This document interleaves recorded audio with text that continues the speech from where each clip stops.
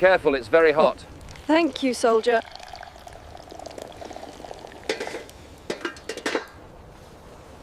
January 1945. A thin layer of frost clings to the wooden steps of a U.S. Army temporary POW enclosure on the outskirts of Metz. The war is collapsing in on itself, but here, in the early morning stillness, the world is strangely quiet. A line of exhausted German female auxiliaries, nurses, clerks, communication staff, moves slowly toward a field kitchen set up beneath a canvas awning. Their uniforms are worn, sleeves frayed, boots muddied from days of retreat and capture. Steam rises from a metal urn as an American cook turns the spigot. The smell hits them first, sharp, bitter, unmistakably foreign. Real coffee, not the weak barley mixture they had grown used to during years of rationing, but something darker, heavier, almost overwhelming. One of the women hesitates before lifting the tin cup to her lips. The first sip is a jolt. Too strong, too hot, too American. She blinks in surprise, then glances at the others who are equally stunned, whispering behind their cups. The U.S. guards watch quietly, saying nothing. This simple drink, unexpected and disarming, becomes their first real encounter with the enemy's world. And it is here that the larger story begins, shaped by taste, culture, and the final unraveling of a war. The shock these women felt at the taste of American coffee did not emerge from a small cultural misunderstanding. It came from the enormous gap between two wartime worlds, one collapsing from exhaustion and deprivation, the other supplied by the most powerful logistics network the world had ever seen. To understand why a simple cup of coffee could provoke such an emotional reaction, we have to step back into the broader landscape of 1944 and 1945 when the Allied advance across Western Europe abruptly exposed thousands of female auxiliary personnel to a new reality. By late 1944, the German home front was starving for resources. Fuel was scarce, uniforms were reused until the seams tore, and food substitutes were the norm. Real roasted coffee had virtually disappeared from German kitchens by 1942. Chicory, barley, acorns, even roasted beets became common replacements. Most Germans under 40 had never tasted genuine coffee made from imported beans since the British naval blockade had cut off global supplies. For the women attached to the Wehrmacht, Luftwaffe, and civilian support organizations, this scarcity was simply a fact of life. At the same time, the United States was fighting a completely different war. American soldiers were backed by an industrial base untouched by bombing, supported by farms that produced enormous surpluses, and supplied through logistical chains that stretched confidently across the Atlantic. U.S. Quartermaster Corps data from 1944 lists coffee as one of the most consistently delivered staples, rivaling ammunition in priority. Every American field kitchen was required to keep it brewing, morning, afternoon, and night. It was considered essential to morale. For the U.S. Army, coffee wasn't a beverage. It was fuel. As the Allied advance moved rapidly after the breakout from Normandy and the later push following the Battle of the Bulge, more and more female personnel were rounded up in pockets of retreat. Many served in Luftnachrichten units operating radio equipment, in clerical positions supporting divisional headquarters, as Red Cross volunteers assisting military hospitals, or as administrative workers behind flak batteries. They were not frontline fighters, yet they were pulled into the chaos of a collapsing front and swept into captivity as American armor divisions broke through one defensive line after another. These women did not expect to be captured by Americans. Many have been raised on propaganda that painted U.S. troops as undisciplined, violent, and crude. They imagined hard treatment, hunger, humiliation. What they encountered instead was a highly structured system governed by the 1929 Geneva Convention, a convention the United States applied strictly, both for moral reasons and to encourage reciprocal treatment of American POWs elsewhere. Under U.S. regulation, all prisoners were entitled to adequate food, medical care, shelter, and humane treatment. This included access to U.S. Army rations whenever local or German stores could not be reliably provided. American field kitchens, accustomed to feeding moving columns of infantry, suddenly found themselves cooking for large numbers of prisoners, including women who had just endured months of retreat, bombardment, and sleepless nights in makeshift shelters. The contrast was overwhelming. Many of the women arrived malnourished, dehydrated, and exhausted from long marches between collapsing defensive lines. The first hours in captivity often involved medical checks, disinfection routines, and attempts to sort personnel into categories. But once the immediate processing was finished, every prisoner was given something warm. It might be stew, it might be bread, and almost always it was coffee. Real coffee. Rich, dark, unmistakable. For Americans, this was nothing unusual. They consumed more coffee during the war than any other fighting force in history. A typical soldier drank it several times a day, often boiling it in helmets or canteen cups. GIs joked that the Army ran on bullets and coffee. The Quartermaster Corps ensured that both flowed without interruption. Even frontline ration kits, the K ration and C ration, contained small packets of instant coffee or coffee powder. 4 German and Italian women who had spent years drinking diluted substitutes. The first sip of American brew felt like a blow. Accounts from post-war interviews describe sensations ranging from shock to nausea to unexpected emotion. Bitter, strong, burnt-smelling. Some described it as overpowering, others as strangely comforting. It was more than a drink. It was a sudden sensory reminder of the enormous gap between the world they came from and a world they had just entered. In that moment, the war, brutal, exhausting, and decisive, felt as if it pivoted from ideology and gunfire to something far more intimate: taste, smell, and human routine. A cup of coffee became their first step into captivity and their first hint of how different life outside the collapsing Reich truly was. And as the days passed inside the American-run compounds, the meaning of this first taste only deepened, setting the stage for the larger story behind their reactions and the world that shaped them. The American POW system in Europe expanded rapidly in late 1944 and early 1945, absorbing not only frontline soldiers, but also thousands of support personnel swept up as headquarters units collapsed. Among them were women who had been stationed at wireless stations, medical posts, anti-aircraft batteries, and administrative offices now lying in ruins. For many, this was their first extended contact with Americans, and it began inside an environment shaped entirely by U.S. military logistics.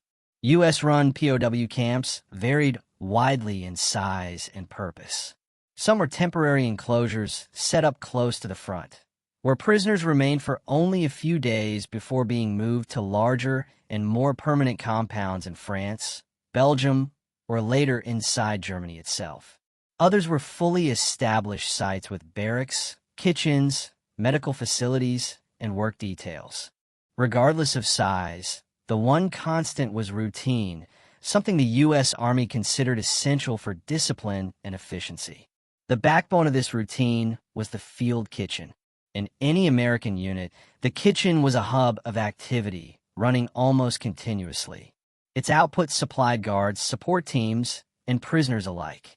For most POWs, their first real moment of stillness came when they were handed a tin cup and a portion of something warm. And for women who had spent years watching food quality deteriorate under Allied bombing and Nazi mismanagement, the difference was immediate and impossible to ignore. European wartime diets had shrunk drastically by 1943.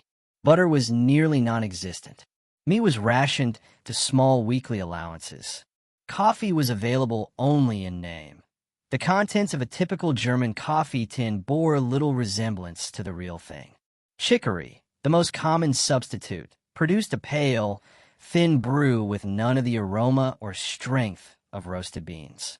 In Italy, bombing and collapsing supply lines forced many households to rely on burnt barley or chestnut mixtures. By contrast, the United States, with open access to global trade routes and South American coffee plantations, remained the world's largest importer and consumer. When American coffee reached POW camps, it did so as part of a massive logistical system. Supply ships carried green coffee beans across the Atlantic, where they were roasted in U.S. Army facilities in the United Kingdom, North Africa, and later liberated ports like Antwerp. From there, crates were shipped by truck or rail to frontline units. Even as other rations fluctuated, coffee remained remarkably consistent. It was calorie-light, easy to transport, and morale-heavy, the perfect military staple. Inside the camps, this coffee took on a symbolic role almost immediately. For American guards, it was routine. For the prisoners, especially the women unaccustomed to frontline rations, it signaled that they had crossed into an entirely different world. The shock of taste was only part of the reaction. Many were surprised, even unsettled, by the fact that their captors offered them something warm without hesitation, without scorn, and without the cruelty they had been warned to expect. This moment was amplified by exhaustion. Many of the women had endured long marches ahead of the advancing Allied armor. Some had surrendered voluntarily to avoid the chaos of collapsing German lines. Others were captured during the rapid encirclements that marked the American push toward the Rhine. In all cases, the transition from chaos to structured captivity was abrupt, and the sensory experience of American food, especially coffee, became one of their first stable points in a world that had just fallen apart. Daily life in the camps followed a predictable rhythm. Roll calls, basic work assignments, medical inspections, and long stretches of waiting filled the hours. The presence of female prisoners required adjustments, separate sleeping areas when possible, specific health provisions, and a closer adherence to Geneva Convention standards. Although the U.S. Army had limited experience handling female POWs compared to male combatants, its administrative structure relied on thorough regulation rather than improvisation. This meant that even small details, the consistency of rations, the availability of warm drinks, the distribution of clothing, followed established procedures. As a result, women arriving from a Germany starved by blockade, resource shortages, and ration cuts found themselves suddenly living under conditions that, while restrictive and undeniably part of the machinery of war, included a level of sustenance they had not experienced in years. Letters and diaries written after the war frequently mention bread, soup, and coffee as the three items that left the strongest impression. But coffee stood out because it carried meaning beyond nutrition. It was foreign, powerful, and unmistakably American.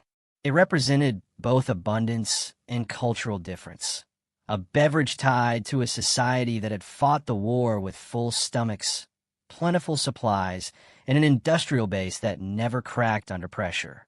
This contrast between scarcity and abundance shaped nearly every aspect of the POW experience, and it created the foundation for the deeper angles behind why female prisoners reacted so strongly to something as simple as the taste of American coffee.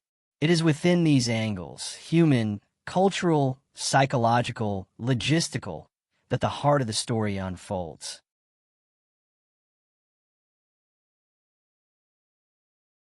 For the women who arrived in American custody during the winter of 1944 to 45, the first cup of real coffee was not just a flavor shock. It was a human moment experienced at the end of an inhuman journey. Many had marched for days in freezing weather, sleeping in ruined buildings or roadside ditches, surviving on whatever scraps their units could gather.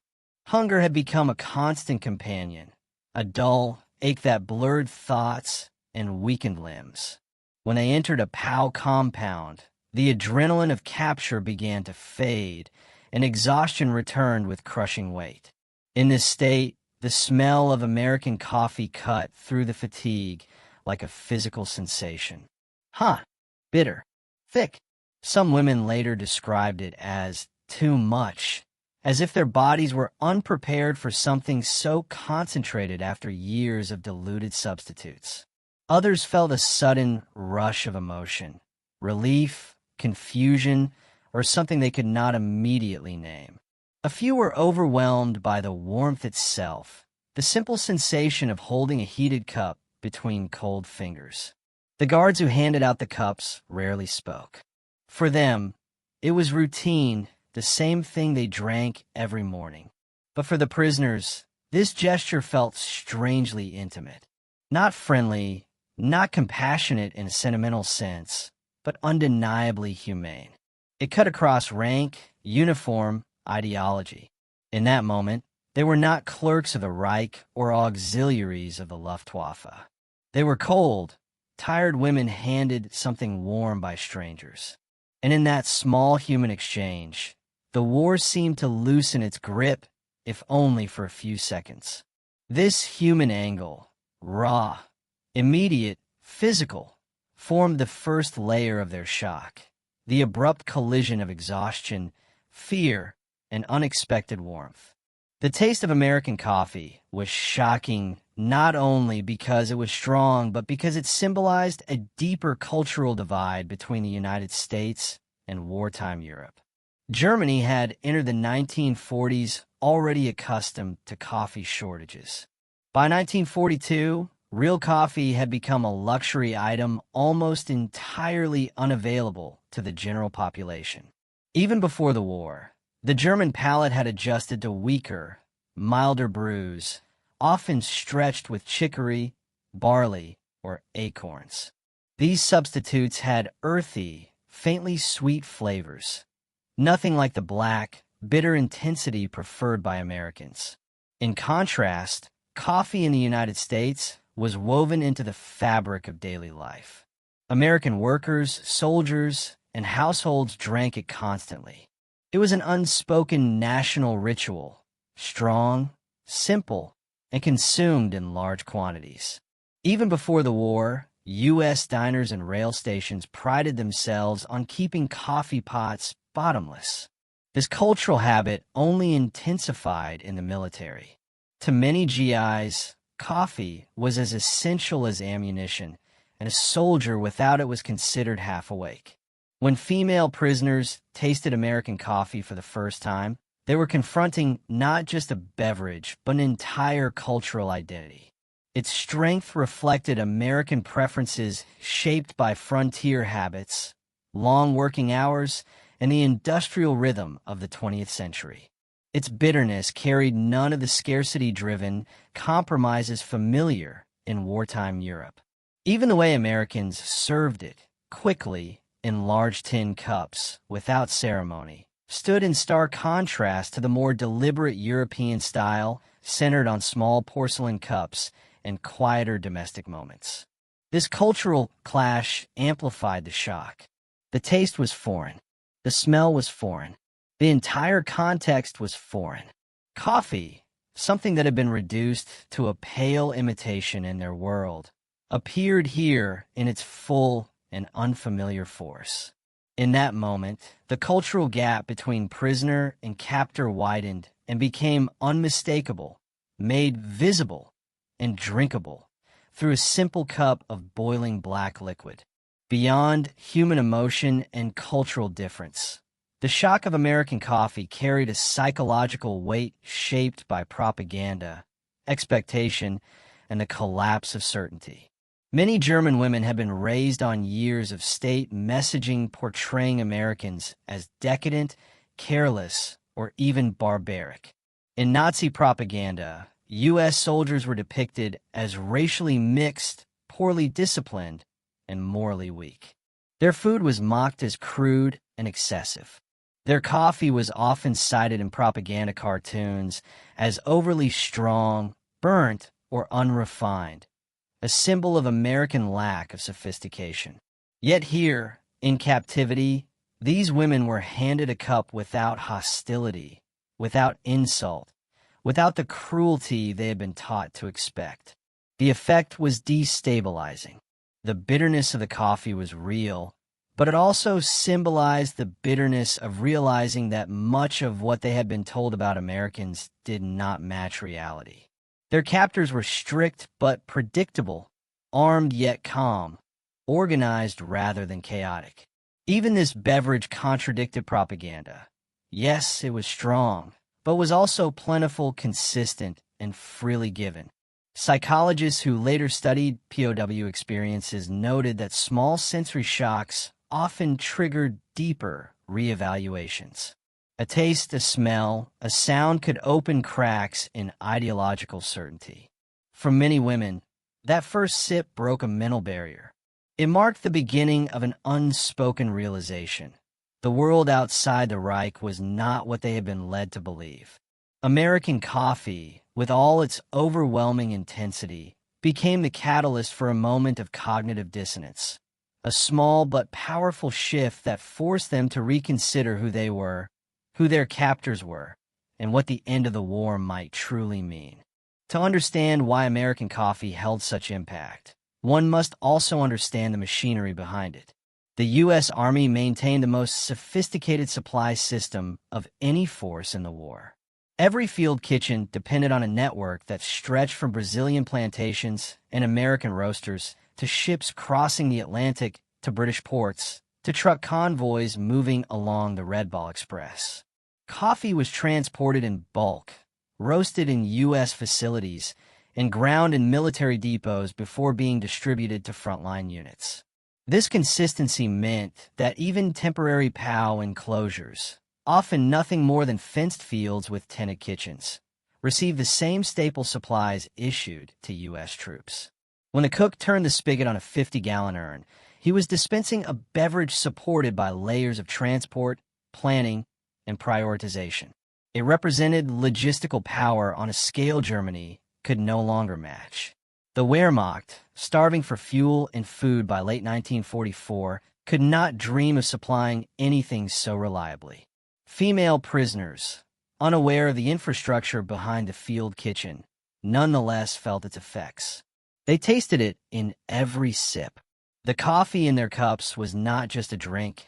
It was a condensed form of American logistical superiority, the physical proof that one side of the war was running out of everything while the other continued to operate at full momentum.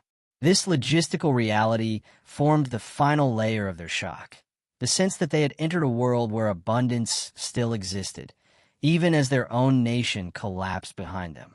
These four angles laid the foundation for the deeper dynamics that would shape the experiences of female POWs in American custody. For many of the women, the shock of American coffee was rooted in the senses, raw, immediate, and overwhelming after years of deprivation. Wartime Europe smelled of smoke, damp wool, and ration substitutes. Food lacked aroma, drinks lacked depth. When the lid of a U.S. Army coffee urn swung open, the scent drifted across the compound with a force that seemed almost unreal. It was thick, oily, unmistakably roasted, a smell few had encountered since the late 1930s. To someone who had known only chicory or barley brews, the sensory difference was profound. Real coffee is weight. It clings to the air. It coats the tongue. The first sip delivered a burst of bitterness that hit the palate with surprising strength. Some recoiled instinctively, expecting the mildness of substitute drinks. Others tasted a burnt sharpness, the result of American brewing methods that favored strong roasts and long boiling times. The texture also came as a shock. U.S. field coffee was heavy, bordering on muddy, especially in large urns designed to serve hundreds quickly. It carried a density unfamiliar to palates accustomed to watery surrogates. To some prisoners, this intensity felt almost aggressive. To others, it was comforting, an unexpected warmth that spread through the body during cold mornings inside the compounds. The sensory angle mattered because it was immediate. Before women could process cultural or psychological shifts, their senses reacted first. Smell, taste, heat, these impressions anchored the memory. For many, the moment remained vivid for decades. a sensory imprint marking the boundary between their life in the collapsing Reich and their entry into captivity under a different system. The shock of American coffee also had a physiological aspect. Years of rationing had left many women in a weakened state. Calorie intake had dropped steadily across Germany since 1942. Protein was scarce, fats almost non-existent, and stimulants like caffeine had virtually disappeared from daily life. Most substitute coffees contained no caffeine at all. The sudden reintroduction of caffeine produced effects that range from dizziness to nausea. For individuals already suffering from fatigue, hunger, or mild dehydration, even a small amount of caffeine could cause a rapid heartbeat or tremors. Some women described feeling lightheaded after a few sips, while others felt the unusual jitter of returning stimulant effects. U.S. medical personnel documented occasional reactions among POWs, noting that years without real coffee made the American brew unexpectedly potent. Nutritionally, the warmth and bitterness triggered digestive responses. For those who had eaten little during the days before capture, hot liquids sometimes felt harsh on an empty stomach.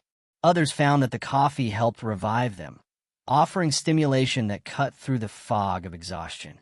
The American rations that accompanied the coffee, bread, canned meat, powdered eggs, only intensified the contrast. Even simple meals provided more calories than many had received in weeks. The combination of caffeine and substantial food often revived women quickly, making the coffee their first tangible sign that captivity meant not starvation, but stability. Understanding the medical and nutritional angle reveals why the reaction was not just emotional or cultural.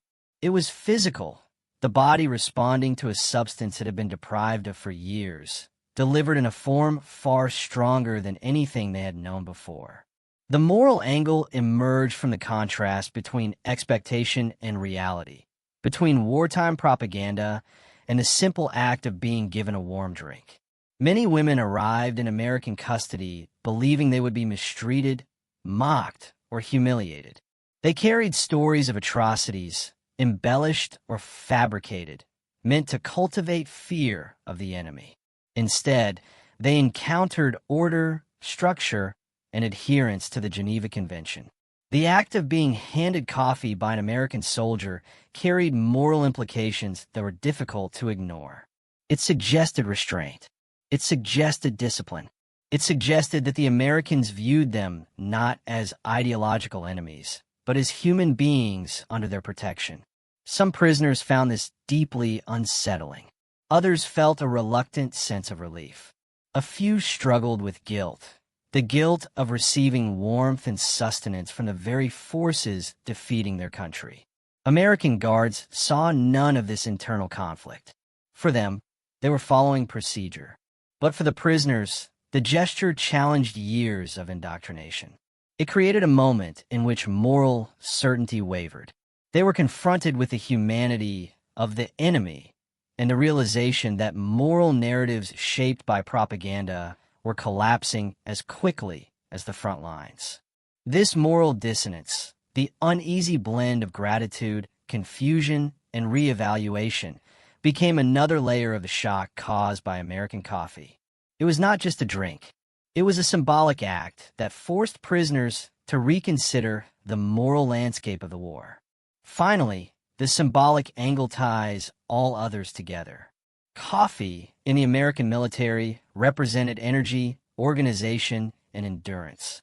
It was brewed at sunrise, consumed during long marches, and shared among soldiers during moments of exhaustion or camaraderie. It symbolized continuity, something steady amid chaos. For prisoners, the symbolism was different, but just as powerful. The coffee they received was a symbol of a larger shift taking place around them, the collapse of the systems they had lived under and the arrival of a new order. It reflected the stark imbalance between the two sides at the end of the war. One nation was running on fumes, desperately rationing the last of its resources. The other continued to supply its troops, and even its prisoners, with abundance. In this sense, The coffee became a metaphor for victory and defeat, for the difference between a nation that could still feed its army and one that could not. Every sip carried a reminder that their world had changed irrevocably. The war was ending. The Reich was dying. And the future, uncertain, unfamiliar, now lay in the hands of the forces who had just handed them a cup of strong, bitter American coffee. This symbolic dimension lingered long after the sensory shock faded. For many women, the moment became a memory they carried into the post-war years. It was a simple scene, a tin cup, a field kitchen, a guard ladling out black liquid, yet it symbolized the end of one world and the beginning of another. The midday sun hangs low over the camp as a group of German female auxiliaries is marched toward a makeshift interrogation hut built from scavenged lumber and canvas. Their breath forms faint clouds in the cold air. None speak. The only sound is the crunch of gravel under their boots and the distant clatter of trucks unloading more prisoners. American MPs walk beside them, alert but not hostile, guiding the line forward. Inside, the room is sparse. A table, 2 chairs, a stove radiating uneven warmth. A female U.S. Army interpreter adjusts her glasses while organizing a stack of index cards listing names, units, and movements. The first German woman is ushered in. She stands stiffly, cap in hand, unsure of what awaits her. The interpreter gestures for her to sit. The guards step back but remain in the doorway. Shaking from cold and exhaustion, the prisoner answers cautiously as questions begin.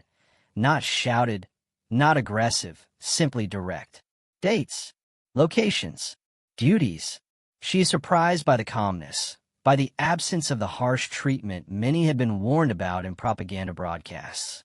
When offered a cup of hot American coffee to help her warm up, she hesitates only a moment before taking it. The steam rises between them as the questioning continues.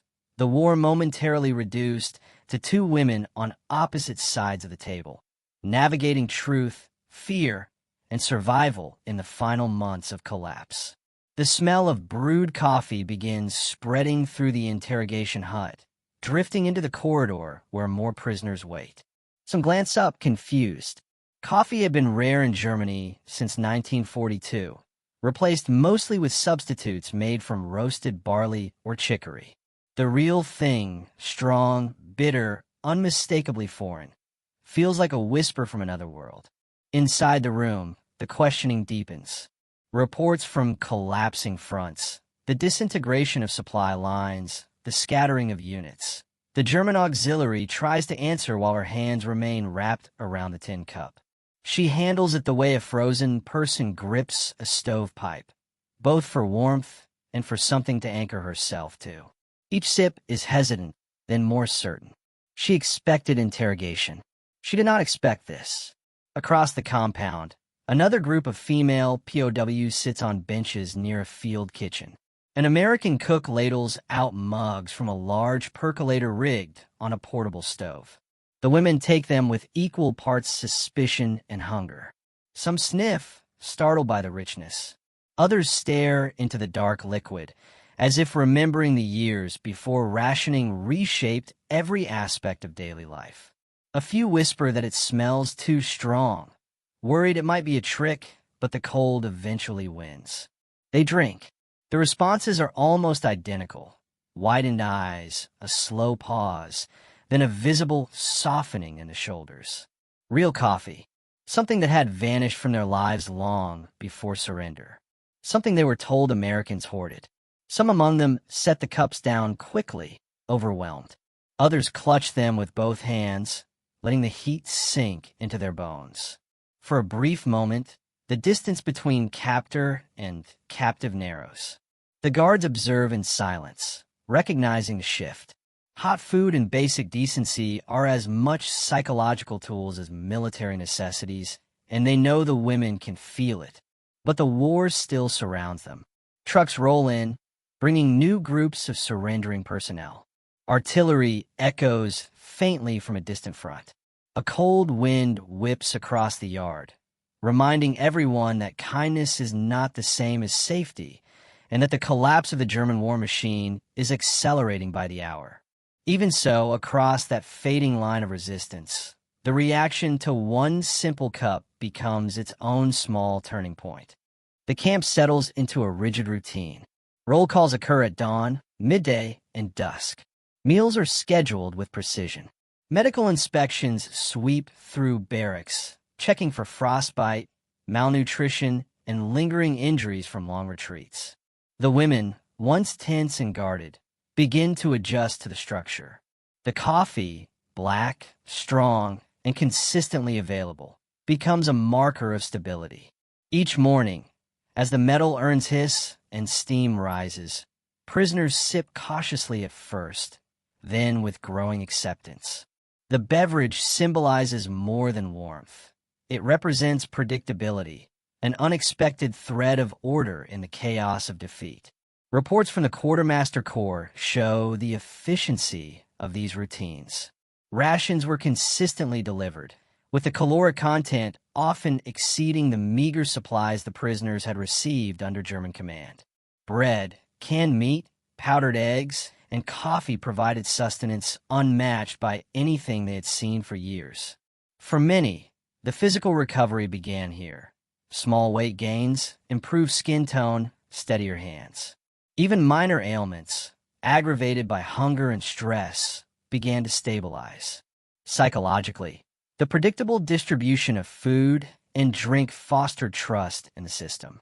Diaries and post-war interviews describe how women notice patterns in delivery, how the simple act of being offered coffee at regular intervals became a moment to gather strength and composure before processing forms, answering questions, or marching to work details. The uniformity of this care contrasted sharply with the disorder of the collapsing Reich, reinforcing a stark truth. The war was ending, and the Americans were in control. Yet, the experience was not purely comforting. Many women wrestled with guilt, shame, or disbelief. They were receiving care from the forces who had destroyed their military infrastructure and would soon dictate the terms of post-war Europe.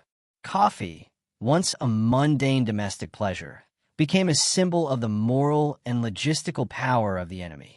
Its bitter taste lingered as a reminder that the world they had known had vanished, replaced by one both foreign and inescapable. As winter deepened, the full scale of the war's collapse became visible to the prisoners. Reports circulated of shattered towns, bombed rail lines, and retreating German units that could no longer organize even minimal defenses. Numbers tell the story clearly. By January 1945, the Wehrmacht had lost tens of thousands of men in the Ardennes and along the Western Front, while American and Allied forces continued to advance with relatively low casualties, supplied by an unbroken chain of logistics. Female prisoners were keenly aware of the difference. Some were tasked with documenting the destruction, others with processing orders or maintaining temporary records in the camp. Everywhere they went, they saw the consequences of failure: abandoned equipment, empty factories, and fields stripped bare of food and fuel. In contrast, the Americans maintained disciplined movement, operational supply lines, and a capacity to provide both sustenance and humane treatment to captives. The coffee, still present at every meal, became a touchstone in this realization. Diaries describe women comparing their previous wartime experiences with the consistent, reliable provisions in captivity. It was more than a beverage. It was an emblem of power and organization.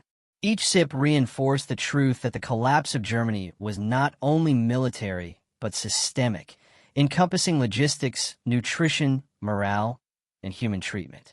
Emotionally, the women underwent subtle transformations.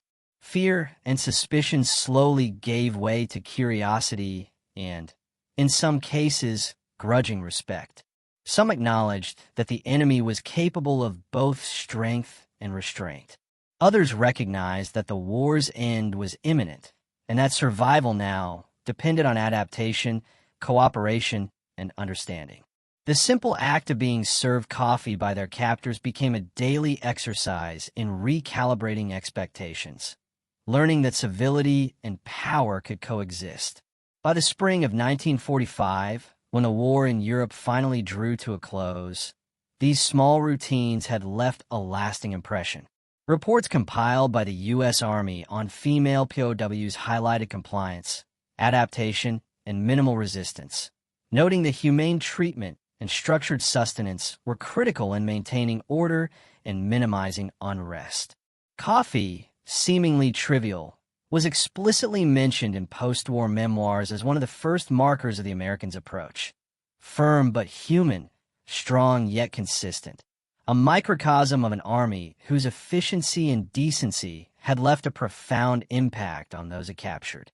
The aftermath of these experiences would echo for decades. The taste of coffee, its smell, the warmth of the cup in cold hands. Each became a sensory anchor, a reminder of the end of one era and the uncertain beginnings of another. The story of female prisoners confronted by the taste of American coffee is a reminder that history often reveals itself in small, human details. A single cup, bitter, hot, unfamiliar, became a lens through which the vast machinery of war could be understood. It symbolized sustenance amid scarcity, discipline amid chaos, and humanity amid conflict. In those brief moments, the women experienced the dissonance between expectation and reality, between ideology and lived experience, between collapse and order. The taste of coffee carried layers of meaning. It reflected the efficiency of the American war effort, the superiority of logistics, and the capacity to maintain structure even in the midst of global conflict. It revealed the psychological impact of small acts of care, the way ritual and routine could restore a sense of agency and stability to those who had lost everything. It highlighted cultural contrasts, the difference between European wartime scarcity and American abundance, and the moral weight of humane treatment in defining the end of a war, not just its battles. In a broader sense, these moments speak to the human capacity to perceive nuance even in extremes. The women's reactions were immediate, sensory, and emotional, yet they also traced the contours of power, ideology, and survival. A beverage became a marker of civilization in a world undone by destruction. It was a quiet, persistent signal that one society had endured, adapted, and preserved the rituals of life even while dismantling the war machine of its enemy. Decades later, survivors recalled the coffee not merely for taste, but for what it represented. The possibility of calm within upheaval, the endurance of order in a collapsing world, and the human threads that remain visible even amid the enormity of war. In that tin cup, bitter yet sustaining, the war's final lessons were distilled. The small acts, the structure, the care, and the sensory truths that could leave as deep an imprint as any battlefield, shaping memory, morality, and the understanding of human resilience.